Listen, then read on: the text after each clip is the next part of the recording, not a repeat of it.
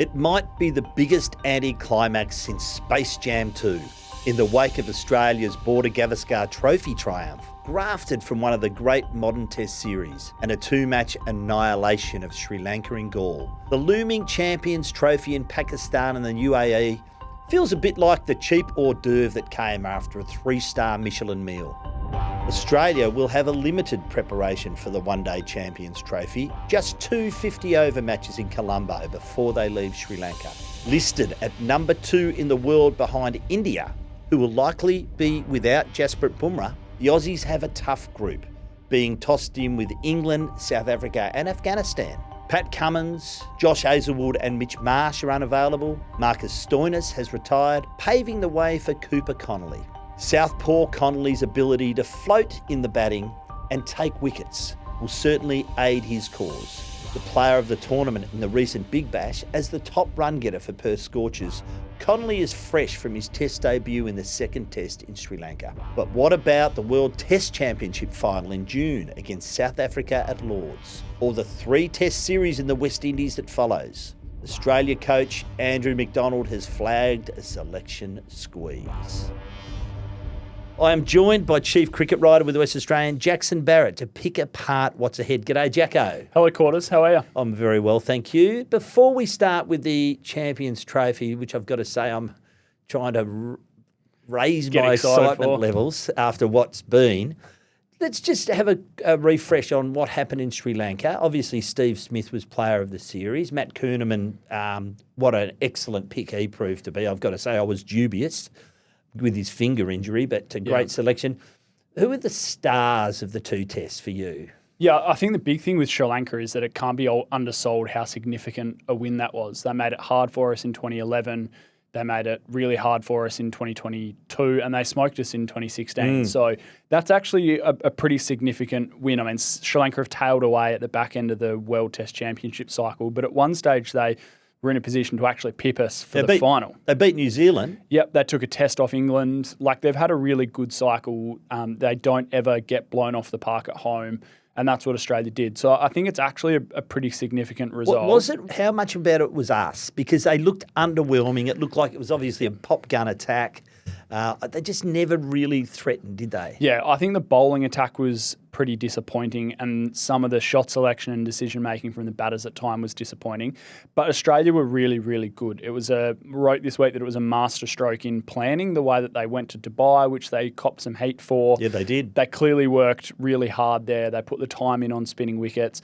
And I think the selection of at least the squad and the balance was pretty well spot on. So I think the 2 big ones, clearly Steve Smith is just in another purple patch. It's not quite 2019 yet, but it's not far off. It's not far off. So he's been brilliant. He got 9 now ratings for the series, which I feel is about right. Has been in some incredible form since Brisbane. He was excellent in Melbourne with those back-to-back tons, and then another one over here. That's 36 test tons for him now, so only 5 away from Ricky Ponting, which is incredible. And he passed 10,000 runs over there as we expected him to. And the catches. And the catches, so 200 catches for Australia now, which is a massive amount. He knocked off a couple of punters' records this week, that being one of them. And then Usman Khawaja, like that first test 200, which I don't think anyone really saw coming. We knew that he was an excellent player of spin, but just the way that he battled so much during this home summer, that was really significant for Usman Khawaja. Once he got to 100, I just felt it in my waters, mate. I felt this bloke is going on to a big ton here. I think Australia planned for like the absolute worst from these pitches, and the result was as good as they could have hoped for. Like in both tests, they kind of ragged for a little bit with the new ball, and first hour you're like, oh, this could be interesting. And then they just flattened out, really. And particularly the first test, because it didn't ever there was a bit of humidity around, like it wasn't ever dry enough for it to properly dry out and become a dust bowl. And in the second test, I think Sri Lanka missed a massive trick by not playing on the same wicket. I would have given it a little bit of love for a couple of days and basically started off as a day 3 wicket and see how Australia go. I think they missed a massive trick there. Pakistan did it against England late last year and it worked a treat. And the third bloke I want to highlight is Matthew Kuhnemann. 16 wickets at just over 17 for the series. Incredible fodder for Nathan Lyon. He spins it the other way. And I think the big thing that he's done is leapfrog Todd Murphy and is now very clearly Australia's second best bowler. Some breaking news there we'll get into in a second. Significant breaking news, I should say.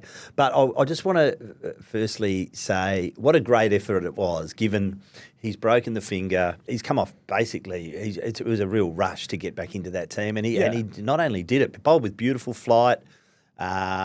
He was attacking. I just thought it was a great effort by him in Sri Lanka. I think that Australia put out basically a public advertisement for a left-arm spinner. Since Ashton Agar kind of reduced his commitments to red ball cricket, George Bailey's been saying for years, we would love to see a left-armer. We'll promote left-armers.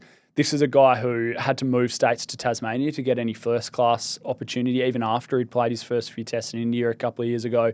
Works really hard. The great thing about the left-armers is you have someone spin the ball the other way to line, your traditional off-spinner, with more control than a leg spinner, really. It's easier to set a field, and he bowled beautifully. But possibly, according to the ICC, a left-arm chucker. Yeah, so he's been reported for a suspect bowling action. So, of course, 15 degrees is the mark. It's happened very famously. When was the last, well, Morley, but when was the last? Chris Green. Chris Green. So Chris Green was picked up a few years ago, and he had to put in work on his action. So the process now basically is that Kuhnemann is kind of conditionally suspended from international cricket. He can still play for Tasmania in the back end of the Shield season while this process is happening. How does that work? He will be tested at... But why can you play first-class cricket for Tasmania but not international? It's a good question. The difference is that the Sheffield Shield isn't run by the ICC. Yep. Clearly, you can't be chucking the ball under MCC rules, which govern both games, but it's only ICC run events that he's banned from. Mm-hmm. So he can be tested. It used to be UWA, very famously. Yes, it was here. Darryl Foster, Yeah, but it's now he can be tested at the Centre of Excellence in Brisbane, which is where he's from. He's obviously based in Tassie, but from Brisbane. So I would presume he would do that pretty swiftly. And then I would imagine that process takes a little while to then be approved by the ICC and stuff like that. So, yeah, really interesting time for Matt Kuhnemann. For Chris Green, it meant going away and putting in quite a bit of work on his action. I watched it again closely today and some slow motion clips. He definitely has a bent elbow just before he releases the ball. He straightens it up really late. But you can imagine why it's been picked up because it doesn't look great. It doesn't look great in in normal time. So we had fierce debate on this in the office. A couple of days. It was raised during the Test series, and I was pretty staunchly a defendant of him. I said no, I can't see that. Yeah, I certainly hadn't picked it up. But you're saying in hindsight. Yeah, I'm going to say I'm still not as convinced, but you think there is definitely a concern there. Yeah, I think there is reason to believe that he might be. He straightens it up at the last minute. They'll run the checks on it. I think it's fair enough. The report today, as it emerged this morning, kind of revealed that Cricket Australia were pretty shocked by it. But obviously they found out in the aftermath of the second Test victory. Yeah, so it was basically... they did. Yeah, and remember his bowling coach is Dan Vittori, one of the great left-arm spinners of all time, and he hadn't picked anything up. So who makes the complaint? Who reports it? Good question. Someone, is it an ICC, the third umpire? I'd imagine it's, some sort of a match official. So it's not a Sri Lankan member of Sri Lanka saying, why don't you check this bloke out? I don't think so. I'd imagine there's a world where they get tipped into this sort of thing. They get tipped off about it. But I'm honestly not sure exactly where that comes from. It's a remarkable story given his resurgence, leading wicket taker, and then this happens. So he broke his finger, completely blown up his right hand 2 weeks before. And that was a really rapid recovery too, wasn't it? The surgeon was watching. Yeah, so there was a doctor, a hand specialist at the Gabba with his family watching that Heat game against the Hurricanes. And I believe he reached out to the Heat and said, I think I know what's going on here. And it meant that the ball was rolling on Kuhnemann's recovery really quickly. And he had an incredible series. I mean, to average just over 17 as a spinner bowling hard overs was really impressive. So it's not going to affect the Champions Trophy. It's not going to affect the World Test Championship at Lords. don't think he plays in either That's of going to be those. Lyon and the usual suspects. He was definitely a prospect for the West Indies. Big shout for the West Indies. Probably not the Ashes back here, but then obviously India 2027. Yeah, they like it, as far as spinners go, they like him with the new ball. Yep. One of the most recent trips to the West Indies, Michael Beer spent some time opening the bowling. So I'd imagine they play 2 spinners there. We'll get on to our 11 later on. But I'd imagine he plays a really key role in the West Indies. I thought Cooper Connolly, so 4 backward point, that sort of shot was a bit rash, but he's trying to accelerate the run rate. So, but I thought as an experience, it was fantastic for him. The other one was Inglis, makes a ton on debut. We all love it. But he's going to be coming in. He's going to have to be coming in at least the next couple of years on batting alone, because Alex Carey has a stranglehold on that position. Best keeper in the world at the moment, in my opinion. Yep. And obviously with the bat, he's flourishing. So wonderful performance from Alex Carey as well. And hats off to Josh Inglis. Clearly under duress in the second test. But I thought it was a win-win in all areas. The only one I'll say, and I'll go back to it, I would have still liked to have seen Konstas get some experience on the subcontinent wickets. But it's pretty hard to be criticising the Australian selectors for what we've achieved. Yeah, I think going back to what we said at the start, I think Australia were prepared for a pretty good Sri Lanka side on more difficult wickets. Hindsight, like Konstas probably could have come in and done the job that Travis Head did at the top of the order. But I like that Australia settled on a balance and personnel that they thought were going to work if this series became really difficult, and stuck to it. So I don't mind it. Right, so let's move to the Champions Trophy. No Pat Cummins, no Josh Hazlewood, and now, as of today, no Mitch Starc, who's not going due to personal reasons. Now, this is not going to affect Australia. It's not a long-term thing, we hope. We certainly hope so. But it is going to affect the Champions. How does the Australian 11 look now? A little bit lean, very lean. The bowling attack is decimated, as you mentioned. So none of the Test big 3 will play. Adam Zampa really is the only first-choice bowler, white ball bowler, that'll be in that side. So for me, the bowling attack now, you've got Sean Abbott there. He's playing in the game against Sri Lanka today. He averages 40 with the ball in white ball cricket, which I don't find overly inspiring. No. I think you need a left armour to replace Starc. Spencer Johnson started with the new ball really well in this game today, shared it with Aaron Hardy, which is an interesting development, and took a wicket in the first over, has bowled beautifully for 2 summers. So Spencer Johnson is my Mitchell Starc replacement. He forms an attack with Nathan Ellis, Big Bash winning captain, excellent summer. I rate him very, very highly. He has performed at an incredibly high level every single time he's played white ball cricket for Australia, with almost no exceptions. So he's very deserving of a spot. He's an excellent variation bowler, change of pace. He'll bowl at the death in this predicted team. Spencer Johnson's next, and then Ben Dorshus, who's actually another left armour, and Adam Zampa as well. Fine limited overs cricketers. This does not sound like the Australian team. No, it is not. It doesn't, and it's going to be a tricky series for the bowling attack because the depth might be tested as well. So like Connolly's there as a spare all-rounder. It looks like they're going to lean pretty heavily on Aaron Hardy overs. Maybe they even try and, they are playing in Pakistan. Maybe they've got Tanvir Sangha there. Maybe at some point they pick 2 spinners and try and get through with Aaron Hardy bowling close to 10 overs. That could be like a ploy to lengthen the batting order and rely less heavily on a pretty inexperienced seam attack. So it'll be really interesting to see what they do. If we jump to the batting, the opener spot has kind of been the one. It's like Travis Head's been doing it, but he's been resting from ODI series. So I think he comes back in.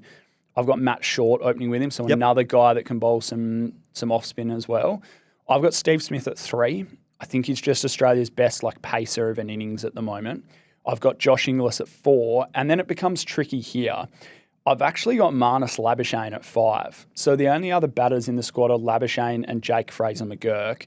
Neither of them are hitting the cricket ball particularly well at the moment. Fraser-McGurk's trying to hit his way out of a form slump. But I think for balance, that probably needs to be Labuschagne.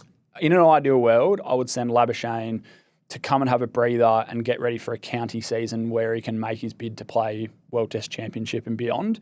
Because I see a good Marnus Labuschagne being more important to the Test squad. But I think given what they've got in the cupboard, he's just going to have to play. Is it an opportunity to get some confidence back in a different format? Potentially. They might end up being pretty good wickets. He might end up batting with a bit more freedom. So there is that Marnus has had a horrible summer. Yeah, let's he's be had a honest tough about summer. it. I think you've got a nice stat to throw at us, haven't you? Yeah. We'll leave get that to one that. till we We'll get get to into the that, test sides because we've nutted out a few of them as well. And then Hardy and Maxwell are 6, 7, obviously, with Inglis batting at 4. So I think you can probably swap them. Aaron Hardy's not in great form with the bat, but they'll take really good confidence from the fact that he bowled against England Lions. So I think as a backup seamer, he makes it in. So that's my Champions Trophy 11. And disappointing, no Mitch Marsh with that back injury, so he can't play. Were you surprised about Stoinis retiring? I am, just because the timing's so bizarre. Like, I completely understand the rationale. Stoinis has a lucrative deal at Punjab Kings, lucrative deal in the SA20, all around the place, and I'm sure there are more to come in the Big Bash with the Stars, obviously. And he said he wants to focus on that, and I get it, but there's just no overlapping tournaments. So I think given that Australia are already pretty thin, he's made the call 2 weeks out from a Champions Trophy. I would have loved him to have just put his hand up and be made available. He wasn't in the best 15, the best 11. Remember, he missed out on that World Cup final in late 2023. I understand where he's getting. He obviously doesn't want to go to Pakistan, get injured playing a low-interest T20 and miss out on the IPL. I'd imagine where he's coming from. But I would have liked to have seen him put his hand up and play, because it might have been his last opportunity to play in this side. Like, Australia, after this tournament, you would think will move past an era of one-day cricketers, including a lot of the guys that are at the 2023 World Cup. So I would have liked him to play, given that I think the country needs an informal rounder. The Champions Trophy, where does it sit now? We haven't played it for 7 years. Mm-hmm. So let's be honest about it. Where's the care factor here? Given what we've got, what we've had, what we've got coming up, where does it sit in the whole scheme of things? It's been brought back in to it's a one-day tournament that can be beamed at a good hour into India, and that India will probably win. There's your answer. Yeah. So That's it. The fact that it's in Pakistan is, there's a case to be made that it's good for Pakistan cricket, but then India aren't even going there. They're playing their games in the UAE. Australia has the difficulty that the World Cup, the T20 World Cup last year had, that it's behind the Amazon Prime paywall, which will be tricky. It's tricky to gain interest. The time of day isn't bad. Off the top of my head, I think games will kind of stretch out towards midnight, which would be a little bit tricky. But I think interest will depend on how Australia goes. Australia's in this group with Afghanistan, England, and South Africa. Conceivably could lose all 3 games. Conceivably could win all 3 games and rocket into a semi-final. We've got England first up final. too, haven't we? Yeah. I think if that's the interest for me, to be honest. And clearly, isn't it convenient that the draws spat out Pakistan v India and Australia v England and Australia v South Africa? Let's not kid ourselves here. Yeah. There will be interest, an amount of interest in that game. I think there will be a decent post-mortem if Australia get bundled out, because that's just what we do. And then the interest might pick up if we race through to the final. I'll be more than relaxed about it. I think we've got bigger fish to fry. Yeah, we do. I just think Afghanistan, in conditions that suit, they've got a good recent record of knocking teams off at international tournaments. And then England, they've battled against India in the last couple of days, but it's a pretty good white ball outfit. South Africa have some great players. If I was to guess, I think maybe Australia win 1 and lose 2 in the group and not make it out, because that side on paper certainly doesn't thrill me. So let's move ahead to the World Test Championship. So the coach, Andrew McDonald, has flagged there's going to be a squeeze. There's going to be there'll be some change. So you've done your 11 for that as well. And so I've got Konstas coming in. But it gets interesting from there, because you'll obviously have Hazelwood available, or we hope he'll be available, and also Cam Green. So it's going to be really interesting what happens there. But you would assume Khawaja's playing. Yep. And he probably we'll get onto the Ashes, but you make 240. You got some credits. You've got some credits in the bank. So tell us your likely 11, and we'll go from there. So I've got Khawaja opening with Konstas. Mm-hmm. I think we'll touch more on Labuschagne in a sec, but I've got him at 3. Yep. I've got Smith for head 5, and then Cameron Green coming back into the number 6 spot. So he comes in for Webster. Yeah. Alex Carey at 7, and then a pretty straight up and down one-wood bowling attack of Cummins, Stark, Lyon, and Hazelwood if he's fit. I don't think they'll take any risk, but if he's fit, he'll play. I'd agree with that 11. I would just have... I'm really big on McSweeney at 3. We saw him open during the Test series. Yeah. And while it wasn't a great, debut, it was still, I think it was great experience playing against arguably the best bowler of the modern era. I mean, that's taking nothing away from Cummins, but I think just for that series at the time, the way he was bowling was pretty tough at the top of the Australian order. Won't do him any harm. I think he's a natural number 3, and I'd love to see him at that number 3 spot. Marnus has just not been doing it. Yeah, so like Marnus has been woeful, really, in the last little bit. I think he's averaging low 20s in the last quartile of his career. Quartile, okay. Yes. Nice. There are 11 single-figure scores in his past 21. But the stat that really stands out for me, because with Khawaja, we spoke about Bumrah, and Bumrah was tough and he's amazing. He's so good at what he does. Khawaja then got away from Jasprit Bumrah and went and scored 200. Marnus averages 15.8 in the last 10 non-Bumrah hits that he's had. Yeah. So the last 10 innings where he hasn't had to face Jasprit Bumrah, he averages less than 16. So has he, that's my question, has he run out of credits? I think he's about to. Like, we know that, they've got some more options now, but Australia still gravitate towards giving guys one too many chances than one too few. And I think given that he does have a pretty good record in England, I think he starts in the World Test Championship final. We'll get onto the West Indies and the Ashes. Yes. But I can see him struggling against South Africa, and I think it's his final chance. How much changed then for the West Indies? So the West Indies, can be a bit lower and slower. Yeah. But there's also a bit of seam there. But, I mean, you could see a bowler, for example, like Connolly being a handy on those West Indian wickets. They're playing Barbados, Grenada and Jamaica. Yeah. So conditions more similar to what they've just faced in Sri Lanka. Probably not quite that drastic. So how much change? So let's talk through your 11 there, your likely 11. So West Indies, I've got Khawaja and Konstas. Mm-hmm. I know that there will be a temptation for it to be Travis Head because that's what he does in the subcontinent. I think it's too close to the Ashes to then drop Konstas again. I think you just need to give him that opportunity so that he's going to the Ashes with 5 or 6 tests under his belt rather than 2. Agree. And thankfully has come back and played some Shield. Yeah. Didn't go very well. 3 and 22, but that's Still okay. came back. Yeah. Important that he played at the Gabba because it's absolutely. Hadn't played there in a first class game before. Yeah. I've got Mick Sweeney at 3. So forecasting forward, Labuschagne runs out of chances. I think Mick Sweeney bats 3. Smith Head is pretty straight up and down, and then I've still got Cam Green. So my thought with Webster in England was early season wickets, they tend to seam, it always swings. They actually spin a little bit early in the season. This isn't like the August, July sort of time when the Ashes are played. This is like before the county season ramps up. Good judges say that the wickets are a lot trickier early in the season. So I think Australia can get away with Cummins, Stark, Lyon and Hazelwood for that. So no Webster, Green at 6. Yep. And I'm sticking with it in the West Indies. So Khawaja, Konstas, McSweeney, Smith, Head, Green, Kerry is the batting unit with Cummins, Stark, Lyon and Kuhnemann. So I'm 2 spinners rather than 3. I'm happy with Kuhnemann. Yeah. I think he's shown enough to earn that recall after and the final. he spins it away from the right-hander, which is great. But as we said, I think he is now Australia's second best spinner. Yeah, and forecasting forward, so it wasn't so long ago we were talking about the Ashes, this year's Ashes series, and the fact that Khawaja is going to be unlikely. Well, now it's more likely than unlikely, let's be honest. I don't think he has enough time in 4 tests to run out of credits. I don't think the credits can dry up that quickly, particularly when he's probably going to go to the West Indies and conditions suit him.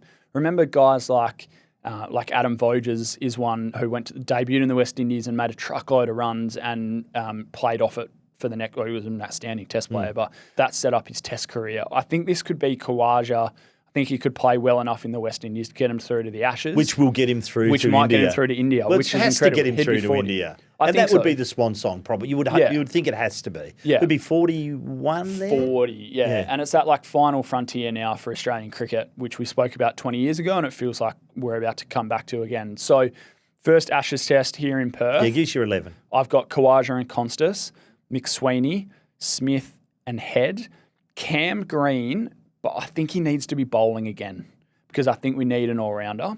So this is on the assumption that he's bowling again. So if it's not Cam Green, it's probably Webster. It's probably Webster, and then Green comes into the side as a batter if maybe someone's not going real well. By the way, Webster's done nothing wrong. Nothing. He did have a great contribution in Sri Lanka, but didn't look out of place either. He wasn't required. So he swapped with Kerry, so he was batting 7, he was bowling bit part overs. He looks solid though. Yeah. You know what I mean? He's not going to let you down. And it's the contribution in the slip, it's the bowling offies for a little bit. Like he's a brilliant cricketer. He's adding a lot to that group. group. So Green and Kerry round out the 7, and then the bowlers Cummins, Starkline, and Hazelwood, which won't shock you. But then you've obviously got Boland around the mark as well. And then I've got Inglis as the backup batter. Boland comes in from Melbourne, surely. Yeah, you would think so. Inglis is the backup batter, Webster around the mark, Boland around the mark, and Jai Richardson you'd have to assume is around the mark because they've sent him to surgery with the Ashes in mind. So that's and there's a hell of a lot of depth. Squad. There's a lot of depth certainly to bowling in Australia, to our attack. Yeah. So batting, we're still working our way through that one. But we're talking about the changing of the guard. There's going to be some retirements, probably. Well, post-Ashes, post-India, there are going to be some retirements. Yeah. So there'll be a bit of turning over. So you never know. You may see one or two others cycle through. Where do you stand on Labuschagne? Because but it wouldn't stun me if he came or if he's dropped, he probably goes to Glamorgan and plays in the winter, makes a truckload of runs in Div 2 county cricket, comes back to the Shield, makes runs for Queensland. Do you feel like we've seen the last of him if he's dropped? I do. I think the future is McSweeney at 3, and I think it was a really good baptism here in this Australian summer against Bumrah. That'll hold him in good stead going forward as a number 3. He is a natural number 3. He's made his Shield runs first at number 4 and then at number 3. Nothing against what Labuschagne's done. I just think he's run out of credit. Simple as that. And it's tougher to get out than it is to get in that Australian team. But I think that it's time. I think it's less and less harder to get out. I think they've now realised that and they've done it brilliantly, but in the last 4 tests, they've ballooned that squad out to 15 or 16 if you include Connolly, of guys that can come in and out, have done it before. It's not a big deal that you're debuting them. They're just coming back into the side, which I think is where we need to be. It needs to be less this footy club mentality of we've got our best 22 that we feel like can carry us through a season. It needs to be who are the best 11 guys to win this match? Who are the best 11 guys in the country to win this match for Australia? Congratulations, Jackson. I was a bit flat, but you've got me excited again. Even for the Champions Trophy? That's drawing a long bow. Yeah, okay. But look, I'll be interested, particularly in the opening match against England, but I'm really looking forward to June and Lords. And even the West Indies always like the sound of a good cowrie shell and all the electric drums we see there, the metal drums, and it's fantastic. I love West Indies. Love to do a tour. By the way, I've gotten a spot the next time we tour Sri Lanka. Middle Fort. Very good. I want to watch cricket there. On the Shane Warne stand, as they call it. On the Shane Warne stand. I think it's just been such a great summer and, anticlimactic, but you kind of just want more. You just want to string it out a little bit because it was an incredible summer and public sentiment around the team is higher than it was 12 months ago. No doubt about that. And it's public sentiment around Test cricket is through the roof. So hopefully that continues. Well, we can't have India. We've got the Ashes. So we're coming off India into an Ashes consecutive summers, which is fantastic. But that's just not going to happen every year, unfortunately. Part of a broader discussion. It is, absolutely. Great to have you, Jackson. Thanks for your time. Thanks, Quarters. Cheers. Jacko, have you changed your shirt while we've been on this show? Now, I should point out the sprinkler reticulation system has come on and you got a bit soaked, didn't you? Inside the studio. So you've had to make a quick dash. Change. You're looking a little bit different Well, I had yourself. to change mine as well. Yeah. Beauty. The sprinkler's got me as well. And you've trimmed your beard, I see. Have you trimmed your eyebrows? I have. Yeah, while we were having a bit of a break there, I do have the kit in the bag. Jumped down into the Channel 7 I thought I green better room? this happens when you hit 50, mate. Are you plucking or waxing? Oh, no, I just trim. Right, okay. Yeah, very, very ornate work,